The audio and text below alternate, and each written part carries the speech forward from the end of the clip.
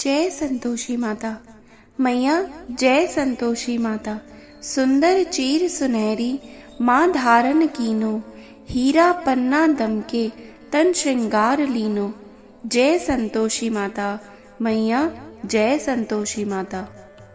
आपका अपने चैनल शिवा शिष्या कथा पर हार्दिक स्वागत है। तो आइए आज सुन लेते हैं शुक्रवार की संतोषी माता जी की व्रत कथा। शुक्रवार के दिन माँ संतोषी का व्रत व पूजन किया जाता है।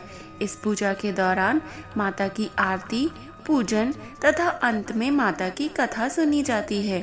आइए शुक्रवार के दिन की जाने वाली संतोषी माता व्रत कथा सुनते हैं। एक बुढ़िया थी, उसके 7 बेटे थे।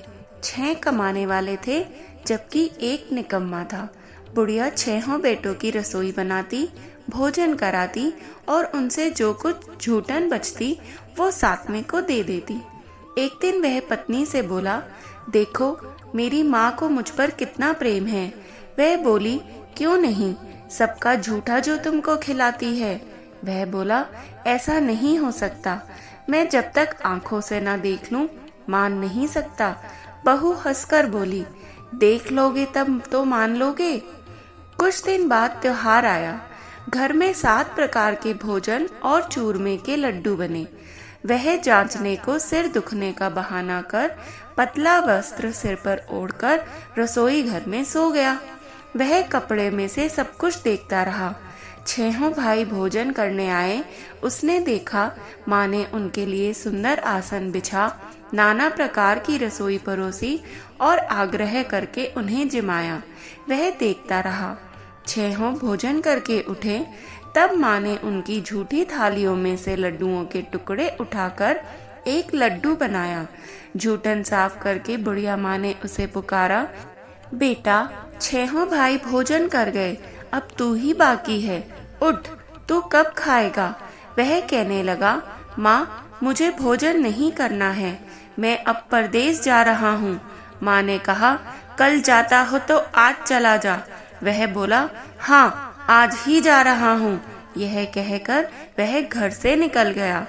7वें बेटे का परदेश जाना। चलते समय उसे पत्नी की याद आ गई।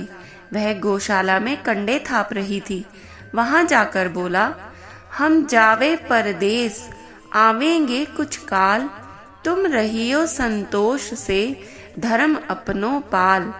वह बोली, जाओ पिया आनंद से, हमारो सोच हटाए, राम भरोसे हम रहे, ईश्वर तुम्हें सहाय। 2 निशानी आपन, देख धरूं मैं धीर, सुधी मति हमारी बिसारियो, रखियो मन गंभीर। वह बोला, मेरे पास तो कुछ नहीं है, यह अंगूठी है सो ले, और अपनी कुछ निशानी भी मुझे दे। वह बोली, मेरे पास क्या है, यह गोबर भरा हाथ है। यह कहकर उसकी पीठ पर गोबर के हाथ की थाप मार दी। वह चल दिया। चलते चलते दूर देश पहुंच गया। परदेश की नौकरी। वहां एक साहूकार की दुकान थी। वहां जाकर वह कहने लगा, भाई मुझे नौकरी पर रख लो। साहूकार को जरूरत थी तो वह बोला, रह जा दो। लड़के ने पूछा, तनख्वाह क्या दोगे।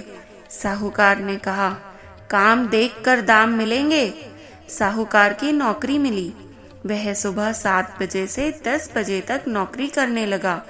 कुछ दिनों में दुकान का सारा लेन देन, हिसाब किताब, ग्राहकों का माल बेचना और सब काम करने लगा। साहूकार के 7-8 नौकर थे। वे सब चक्कर खाने लगे, ये तो बहुत होशियार बन गया। सेठ ने भी काम देखा और 3 महीने में ही उसे आधे मुनाफे का हिस्सेदार बना लिया।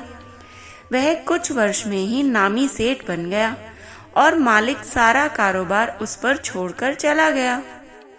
पति की अनुपस्थिति में सास का अत्याचार। इधर उसकी पत्नी को सास ससुर दुख देने लगे। सारी गृहस्थी का काम करा के उसे लकड़ी लेने जंगल में भेज देते। इस बीच घर के आटे में से जो भूसी निकलती उसकी रोटी बनाकर रख दी जाती और फूटे नारियल के नारिले में पानी। एक दिन वह लकड़ी लेने जा रही थी। रास्ते में बहुत सी स्त्रियां संतोषी माता का व्रत करती दिखाई दी। वह वहां खड़ी होकर कथा सुनने लगी और पूछा, बहनों, तुम किस देवता का व्रत करती हो और उसके करने से क्या फल मिलता है? यदि तुम इस व्रत का विधान मुझे समझाकर कहोगी तो मैं तुम्हारा बड़ा एहसान मानूंगी। तब उनमें से एक स्त्री बोली, सुनो, यह संतोषी माता का व्रत है। इसके करने से निर्धनता, दरिद्रता का नाश होता है और जो कुछ मन में कामना हो सब संतोषी माता की कृपा से पूरी होती है। तब उसने उससे व्रत की विधि पूछी। संतोषी माता व्रत विधि। वह भक्तिनी स्त्री बोली, 1.25 आने का गुड़ चना लेना, इच्छा हो तो 5.25 आने का लेना या 1.25 रुपए का भी सहूलियत के अनुसार ले लेना।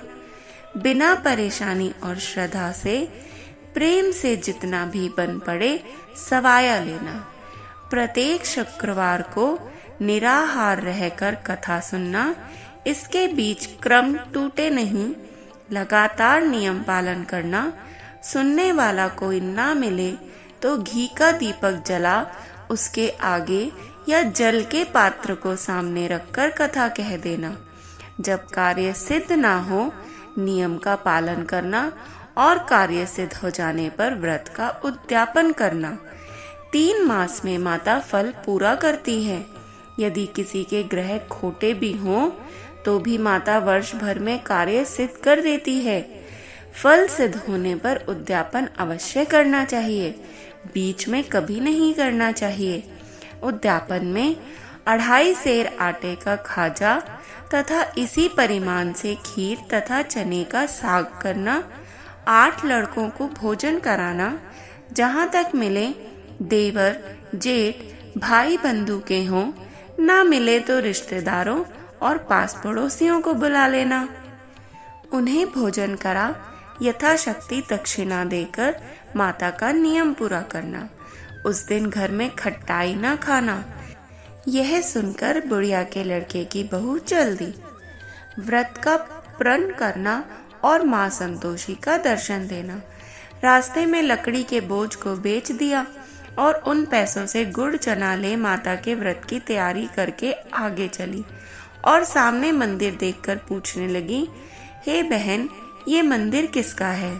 तो वो कहने लगी, ये संतोषी माता का मंदिर है। यह सुनकर माता के मंदिर में जाकर चरणों में लौटने लगी। दीन हो विनती करने लगी, माँ, मैं निपट अज्ञानी हूँ, व्रत के कुछ भी नियम नहीं जानती, मैं दुखी हूँ। हे माता, हे जगत जननी, मेरा दुख दूर करो, मैं तेरी शरण में हूँ। माता को दया आ गई। एक शुक्रवार बीता कि दूसरे को उसके पति का पत्र आ गया और तीसरे शुक्रवार को उसका भेजा हुआ पैसा आ पहुंचा। यह देखकर जेठ जेठानी मुंह सिकोड़ने लगे। लड़के ताने लगे। काकी के पास तो पत्र आने लगे, रुपया आने लगा, अब तो काकी की खातिर बढ़ जाएगी। बेचारी सरलता से कह देती, भैया, कागज आवे रुपया आवे, हम सबके लिए अच्छा है। ऐसा कहकर आंखों में आंसू भरकर संतोषी माता के मंदिर में आ मातेश्वरी के चरणों में गिरकर रोने लगी। माँ, मैंने तुमसे पैसा कब मांगा है? मुझे पैसे से क्या काम है? मुझे तो अपने सुहाग से काम है। मैं तो अपने स्वामी के दर्शन मांगती हूँ। तब माता ने प्रसन्न होकर कहा, जा बेटी, तेरा स्वामी अवश्य आएगा। यह सुनकर खुशी से बावली होकर घर में जाकर काम करने लगी। अब संतोषी माँ विचार करने लगी, इस भोली पुत्री को मैंने कह तो दिया कि तेरा पति आएगा, लेकिन कैसे? वह तो इसे स्वप्न में भी याद नहीं करता। उसे याद दिलाने को मुझे ही जाना पड़ेगा। इस तरह माताजी उस बुढ़िया के बेटे के पास जाकर स्वप्न में प्रकट होकर कहने लगी, साहूकार के बेटे, सो रहा है या जगता है? वह कहने लगा, माता, सोता भी नहीं जागता भी नहीं हूँ, कहो क्या आज्ञा है? माँ कहने लगी, तेरे घर बार कुछ है कि नहीं? वह बोला, मेरे पास सब कुछ है, माँ बाप है, बहू है, क्या कमी है? माँ बोली, भोले पुत्र, तेरी बहू घोर कष्ट उठा रही है। तेरे माँ बाप उसे बहुत परेशानी दे रहे हैं। वह तेरे लिए तरस रही है, तू उसकी सुध ले। वह बोला, हाँ माताजी, यह तो मालूम है, परंतु जाऊं कैसे? परदेश की बात है, लेन देन का कोई हिसाब नहीं, कोई जाने का रास्ता नहीं आता, कैसे चला जाऊं?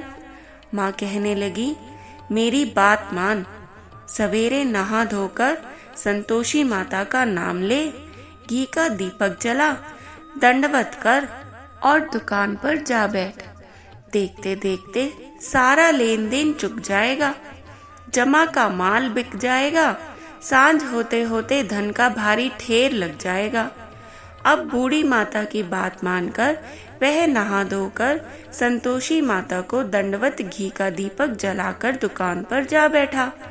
थोड़ी देर में देने वाले रुपया लाने लगे, लेने वाले हिसाब लेने लगे। कोठे में भरे सामान के खरीदार नकद दाम देकर सौदा करने लगे। शाम तक धन का भारी ढेर लग गया।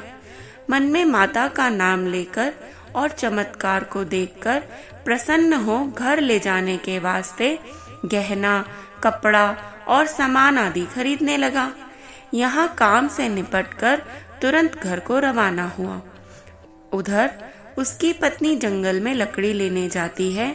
लौटते वक्त माताजी के मंदिर में विश्राम करती है। वह तो उसके प्रतिदिन रुकने का जो स्थान ठहरा। धूल उड़ती देख वह माता से पूछती है, हे माता, यह धूल कैसे उड़ रही है?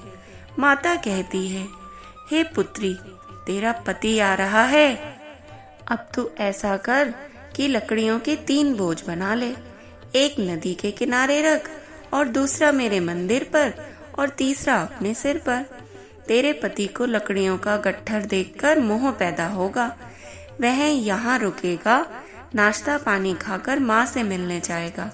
अब तू लकड़ियों का बोझ उठाकर जाना और चौक में गट्ठर डालकर जोर से आवाज लगाना, लो सासू जी, लकड़ियों का गट्ठर लो, भूसी की रोटी दो, नारियल के खेपड़े में पानी दो, आज मेहमान कौन आया है। माताजी से बहुत अच्छा कहकर वह प्रसन्न मन से लकड़ियों के 3 गट्ठर बना गई। एक नदी के किनारे पर रख दिया और एक माताजी के मंदिर पर रख दिया। इतने में मुसाफिर आ पहुंचा। सूखी लकड़ी देख उसकी इच्छा उत्पन्न हुई कि हम यहीं पर विश्राम करें और भोजन बनाकर खा पीकर गांव जाएं। इस तरह रुककर भोजन बनाकर विश्राम करके गांव को गया। सबसे प्रेम से मिला। उसी समय सिर पर लकड़ी का गट्ठर लिए वह उतावली सी आती है। लकड़ियों का भारी बोझ आंगन में डालकर जोर से 3 आवाज देती है, लो सासू जी, लकड़ियों का गट्ठर लो, भूसी की रोटी दो, खेपड़े में पानी दो, आज मेहमान कौन आया है।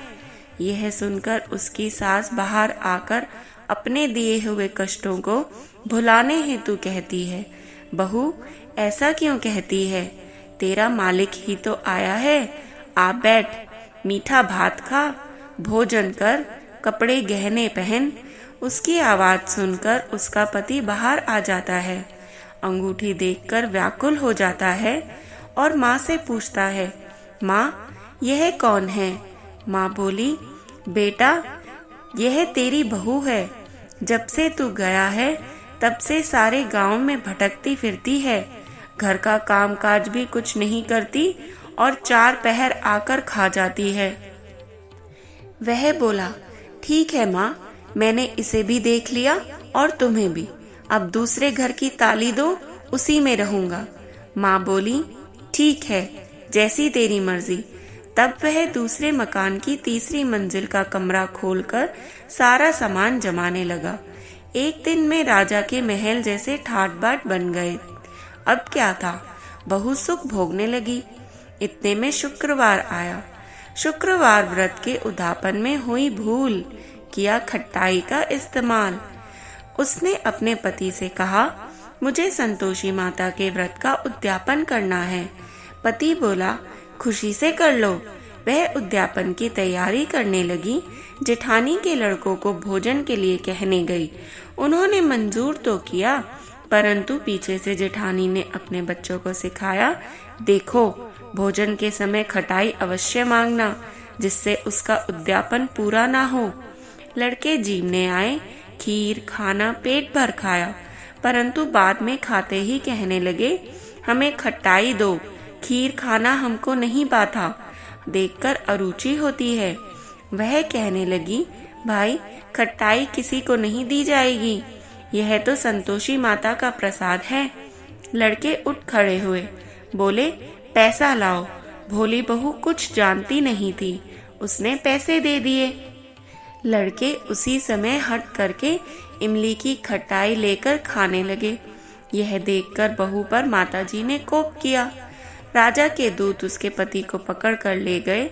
जेठ जेठानी मान माने वचन कहने लगे, लूट लूट कर धन इकट्ठा करके लाया है, अब सब मालूम पड़ जाएगा जब जेल की मार खाएगा।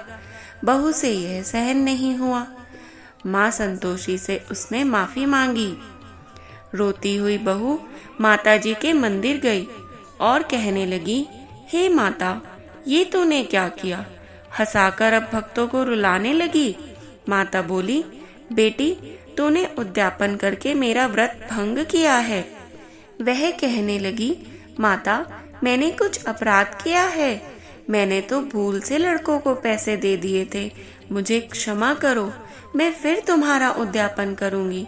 माँ बोली, अब भूल मत करना।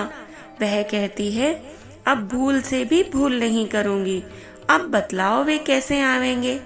माँ बोली, जा पुत्री, तेरा पति तुझे रास्ते में आता मिलेगा। वह निकली, राह में पति आता मिला। वह पूछी, कहाँ गए थे? वह कहने लगा, इतना धन जो कमाया है उसका टैक्स राजा ने मांगा था, वह भरने गया था। वह प्रसन्न होकर बोली, भला हुआ, अब घर को चलो। कुछ दिन बाद फिर शुक्रवार आया, फिर से किया व्रत का उद्यापन। वह बोली, मुझे फिर माता का उद्यापन करना है। पति ने कहा, करो। बहू फिर जेठ के लड़कों को भोजन को कहने गई। जेठानी ने एक दो बातें सुनाई और फिर से सब लड़कों को सिखाने लगी, तुम सब लोग पहले ही खटाई मांगना। लड़के भोजन से पहले कहने लगे, हमें खीर नहीं खानी, हमारा जी बिगड़ता है, कुछ खटाई खाने को दो। वह बोली, खटाई किसी को नहीं मिलेगी, आना हो तो आओ। वह ब्राह्मण के लड़के लाकर भोजन कराने लगी। यथाशक्ति दक्षिणा की जगह एक एक फल उन्हें दे दिया। संतोषी माता प्रसन्न हो गई। संतोषी माता का फल। माता की कृपा होते ही 9वें मास में उसके चंद्रमा के समान पुत्र प्राप्त हुआ। पुत्र को पाकर प्रतिदिन माताजी के मंदिर को वह जाने लगी। माँ ने सोचा, यह तो रोज आती है, आज क्यों ना इसके घर चलूं। यह विचार करके माता ने भयानक रूप बनाया। गुड़ चने से सना मुख, ऊपर सूंड के समान होठ, उस पर मक्खियां भिन भिन कर रही थी। दहेली पर पैर रखते ही उसकी सास चिल्लाई, देखो रे, कोई चुड़ैल डाकिन चली आ रही है, लड़कों इसे भगाओ, नहीं तो ये किसी को खा जाएगी। लड़के भगाने लगे, चिल्लाकर खिड़की बंद करने लगे। बहू रोशनदान में से देख रही थी। प्रसन्नता से पगली पगली बनकर चिल्लाने लगी, आज मेरी माता घर आई है, आज मेरी माता मेरे घर आई है। वह बच्चे को दूध पीने से हटाती है, इतने में सास का क्रोध फट पड़ा। वह बोली, क्या उतावली हुई है, बच्चे को पटक दिया। इतने में माँ के प्रताप से लड़के ही लड़के नजर आने लगे। वह बोली, माँ, मैं जिसका व्रत करती हूँ यह वह संतोषी माता है। सबने माताजी के चरण पकड़ लिए और विनती करके कहने लगे, हे माता, हम मूर्ख हैं, अज्ञानी हैं, तुम्हारे व्रत की विधि हम नहीं जानते, व्रत भंग करके हमने बड़ा अपराध किया है। जग माता, आप हमारा अपराध क्षमा कर दो। इस प्रकार माता प्रसन्न हो गई।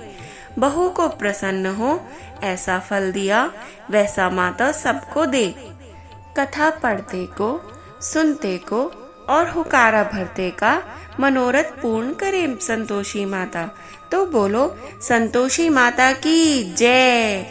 ऐसी ही और पौराणिक कथाओं के लिए कृपया हमें सब्सक्राइब करके जाएं, और यदि आपको हमारा प्रस्तुतिकरण अच्छा लग रहा है तो कृपया अपने बंधु बांधवों के साथ हमारा वीडियो शेयर करें व एक लाइक अवश्य कर जाएं, और जपते रहें हर हर महादेव।